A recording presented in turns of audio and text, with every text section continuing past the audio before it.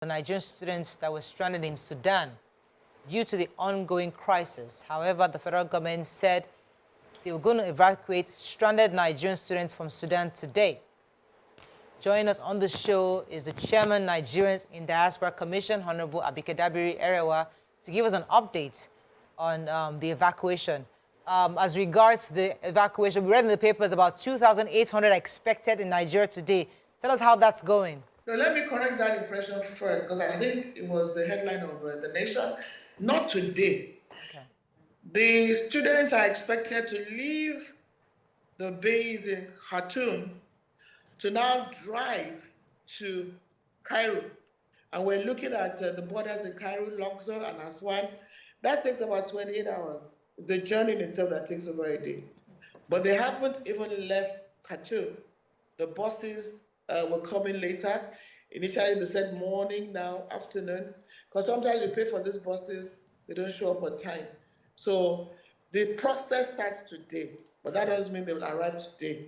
So they're still going to have a long trip. And that's why the mission and the ministry has said we have to ensure that as they take that journey, they must have security with them. So the process starts today, but they are not arriving in Nigeria today, except, of course, if they get there within less than 24 hours, right, and then get on the plane and start coming. Let me be sure that we're very clear, because you said earlier that they ordered for 40 buses, and there's a possibility that not all 40 buses can leave at the same time, because the Nigerians can begin to complain that some people are left behind, others are not coming along. So are you saying that just in case we don't have 40 buses, the others will leave very soon, or how soon do you expect other buses, just in case the 40 doesn't arrive?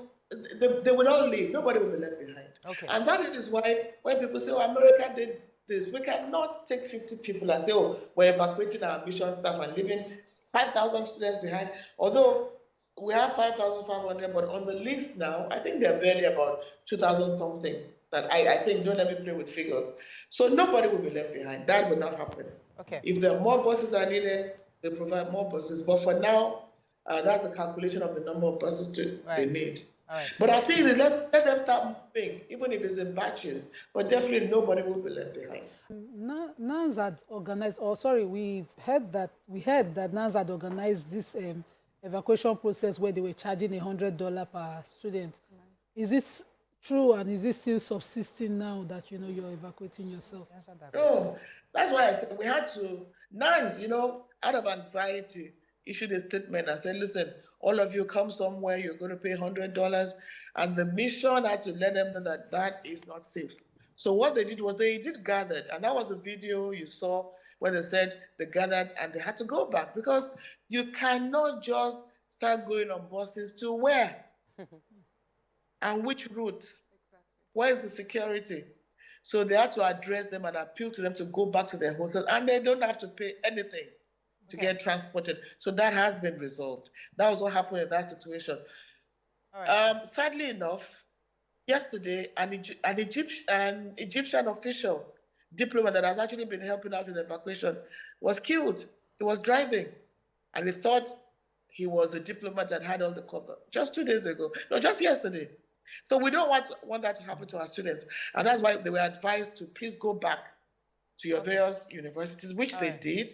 And this they have converged again. So yeah, that happened, but that was also probably dealt with by the mission. Okay. I have a question concerning those who self-evacuated, Nigerian students who got to Ethiopia, and we heard that they were refused entrance. And it got us worried, and we're thinking, does it have anything to do with, Nigerians being picked on? You remember the case in Ukraine where black students were not allowed to, join some buses and things like that. So is that the case, or what exactly is the case? No, what happened was, well, at least we have documented 7 Nigerian students, including the lady who did a video about getting to the Ethiopian border. And the mission was contacted, and immediately the mission got in touch with the Ethiopian authorities to let them know. Because you see, you just go to a border and you think they just open up for you. When even those at the border, they don't even know maybe there's a war going on anywhere. But the mission intervened, and those 7 students are somewhere around some borders there. They're already inside Ethiopia. And then the Nigerian mission have intimated the Ethiopian authorities, and they even requested to be at the borders. But Ethiopia said no. And that's because they have the Tigray crisis. Exactly. I hope you know they're getting out of the crisis themselves.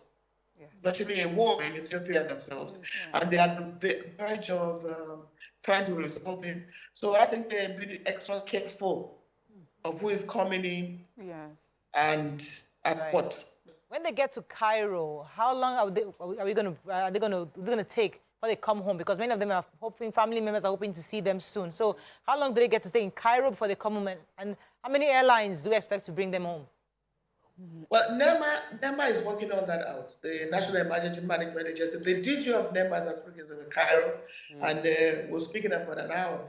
But first, let's even get them out of Khartoum, Yes. Okay. So, because they have taken off. So we're waiting. Let's take it one step after the other.